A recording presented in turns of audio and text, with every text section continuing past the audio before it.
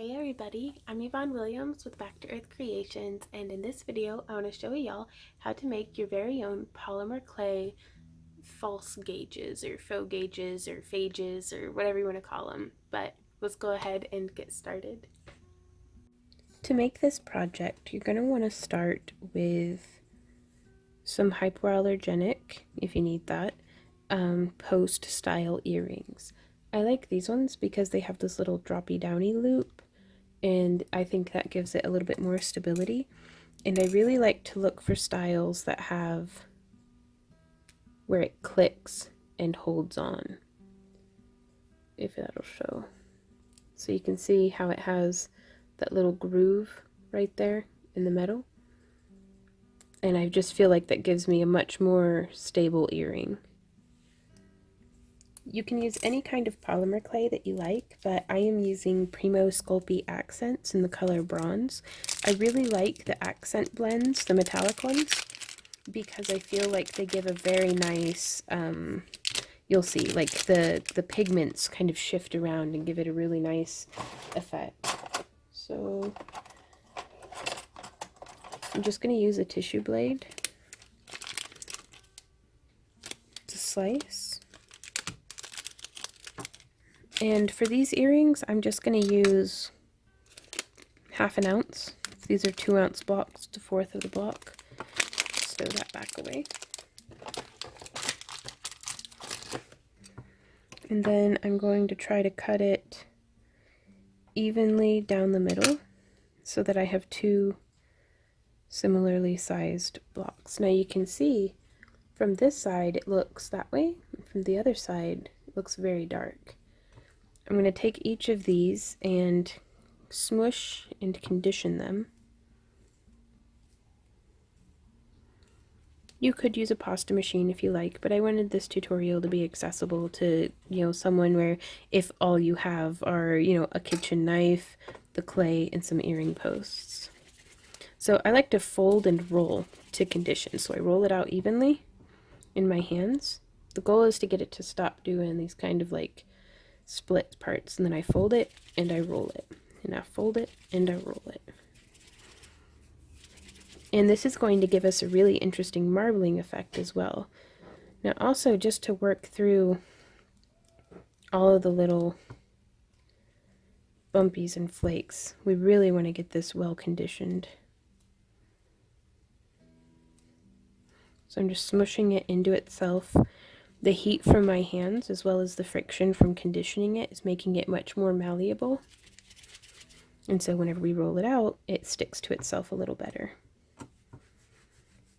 And we can shape it into a little bit of like a log or a snake.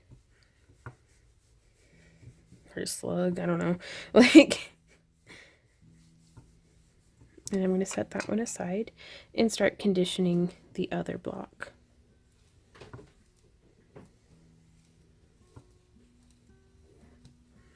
So just smushing and squishing. I'm doing this tutorial in real time because I think it's important to demonstrate, for if this is your first project, realistically how much time it takes, as well as, how much conditioning I'm doing. If your clay is super crumbly on you, there is a product called clay softener that you can add to it. Some people also will use mineral oil, but I just use the clay softener. I've had that bottle for probably, gosh, like 8 years, so a little goes a long way. But I would add a drop of that and then just condition it in. Yeah, it's getting nice and soft now.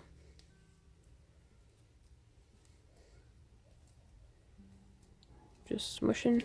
Okay. So rolling that out. And rolling it now to match the other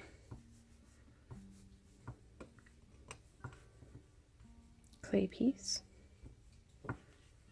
I want to try to accomplish the same thickness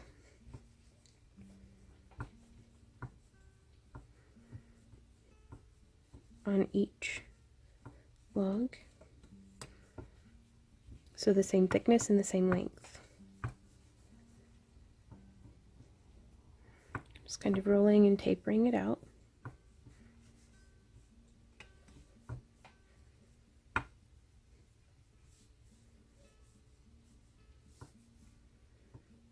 There we go. So now we have our two matching logs. And now I would like to take this and start shaping it. And you could go with just any shape that you would like, but I'm starting by just curling it in, bringing it around.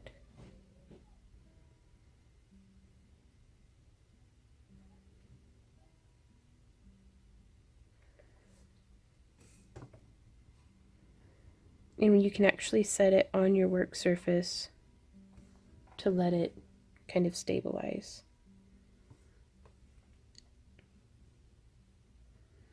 And now I'm going to try to do that same thing again.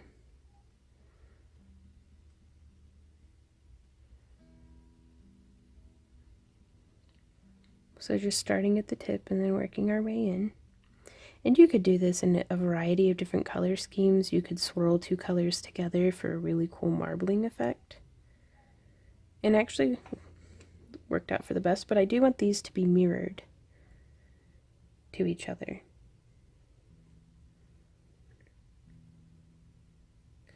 And from here, we're beginning to have a couple of different options.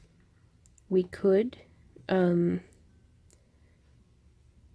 slice these in the same spot and then bake them and then drill with like a fine tipped Dremel, like a 1/16 inch bit or thinner if you have it, and use liquid clay to embed you know, a wire into it. But I'm going to show you guys, no additional tools necessary, how to just do it all in one bake. And so, and also, if you have gauged ears, this right here is perfect for your gauged ears. I don't recommend using polymer clay for if your ears are, some folks will experience some splitting whenever they're stretching or gauging their ears. And polymer clay is a porous material, so I don't recommend using it for if you have any wounds or, you know, open sores or anything on your ears. If you're going to do that, I do recommend like a cast resin or something that is not porous. Just because you don't want to store bacteria. Hygiene first for sure. But that's also why I go with the fake gauges. And so I'm going to come in about to right here. I want to get to where there's a pretty decent thickness in the clay. So I'm just going to come in and slice. Oh, and that's my neighbor. I don't know if you can hear him, but the neighbor's kids are screaming bloody murder, so there's that. Everything is okay, they're just playing. I don't want anybody to think anything bad's going on. So I'm going to line it up, mark with my fingernail, and then move this piece. That way it's not in the way. And then slice, being careful to only slice that one section. And from here, I am going to embed this end into this clay.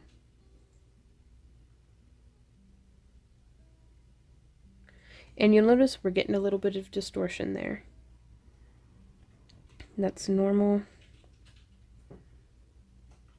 And I like leaving that distortion just a little bit.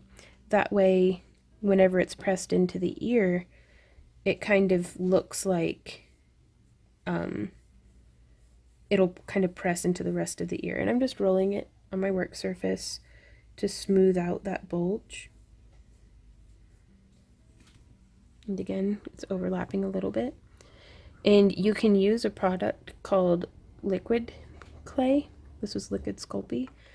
And we can actually take that and use it a little bit as a glue just down in there. I don't want to use so much that it starts running on us.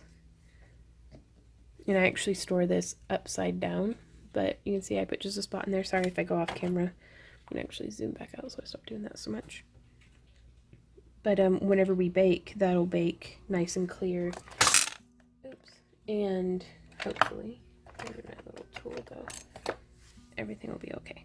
So I'm just going to smush and make sure that it's all nice and down in there. But yeah, it behaves a little bit like a glue to hold that in. And so now I'm going to take this side and press it in quite firmly right here. Just pushing it on in. And again, we're getting some distortion. That's normal. The goal is to just try to work around it. And it almost feels like sometimes I should have done the spiraling after the fact. Okay, and so now from here, I'm actually going to push these two pieces together. I don't recommend pushing them back apart. Oh man, see how I squished the heck out of it?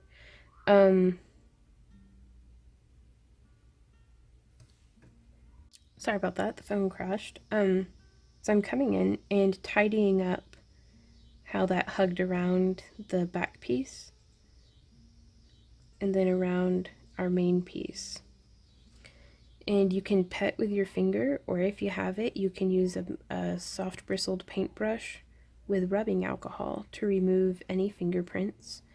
But this is going to give us a really nice finish. And a lot of it is you just want to try to tidy it up, make it look nice and clean, but also any textures and anything that are in there could be considered, like, make it look more hand carved or more handmade. And then I'm just going to position it around, and I'm going to leave that earring in there for, like, I'm going to leave it like that until it's been baked. So now to do the other side. So for this one, I'm actually going to click these pieces together to start with. That way we don't get as much of an odd push. I'm just going to take that, and I'll zoom back in again for you guys. And push it in.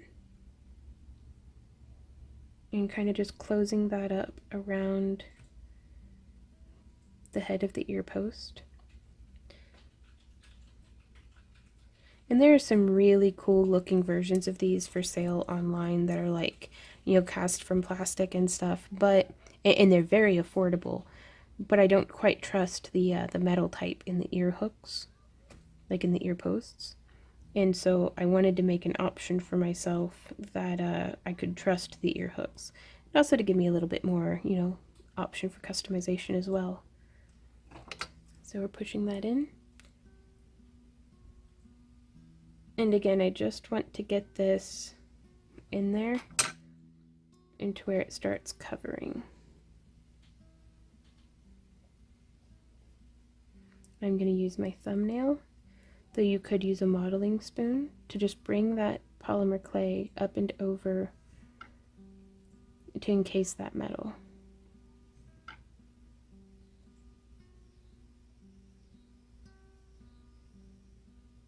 There we go. And so again, just petting out the fingerprints, any Mars or anything. And you can see, oh, I made lots of messes on this one, all of that cool little marbling effects from the clay. And you could do, you know, all kinds of weird stuff with it. You can have it go a bunch of different directions, and, you know, they're your earrings, so customize them however makes you happy. Just rolling that a little bit thinner. I'm not too worried about having them be perfectly symmetrical. I just want them to look like sisters, not necessarily twins.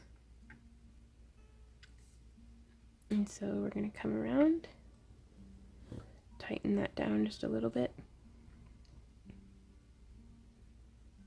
There we go.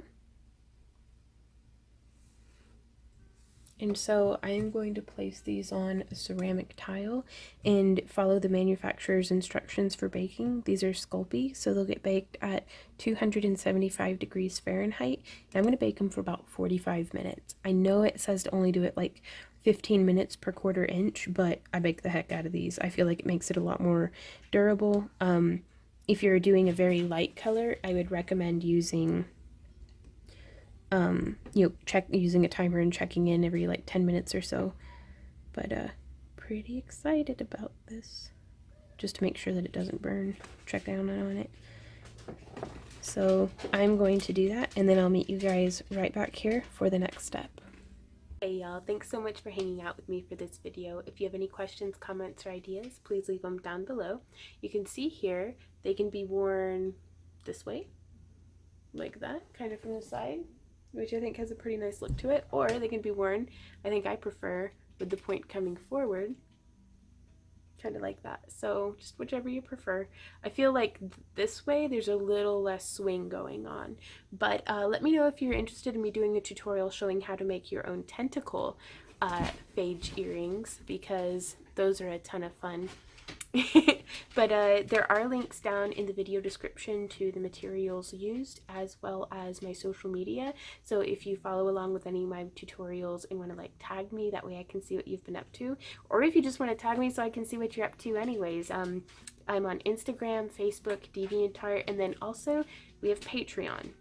Now I know you guys have probably heard about Patreon from a bunch of people, and while I do accept the pledges and everything for our digital downloads and our craft crates and behind the scenes, we also have a lot of stuff going on over on our Patreon that's free to everybody. You just need to have a Patreon account, that way you can log in and comment and stuff. So we do have a community page there where you can post things, and I'm a little bit better about replying to my Patreon messages than I am to my other messages, just because I don't know, I like the way that the setup is a little bit better. So be sure to check us out over there. We've got stuff coming up like almost daily now. So, but yeah, y'all, thank you so much for hanging out with me. I really do. I hope that this was helpful to you.